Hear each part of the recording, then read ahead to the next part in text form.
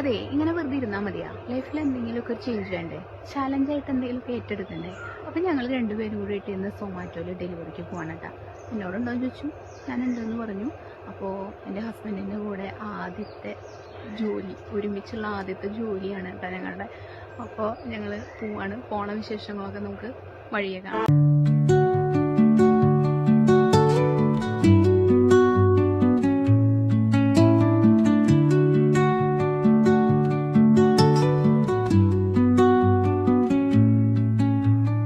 Under the boughs where the shadows play, the wind hums songs at the break of day.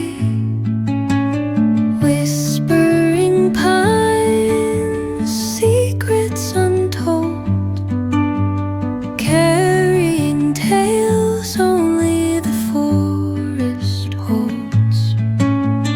Moonlight spills through the velvet dark, etching patterns, leaving its mark. The roots stretch deep, the earth's gentle sigh, a lullaby sung to the open sky. Oh, whispering pines, sing me your tune.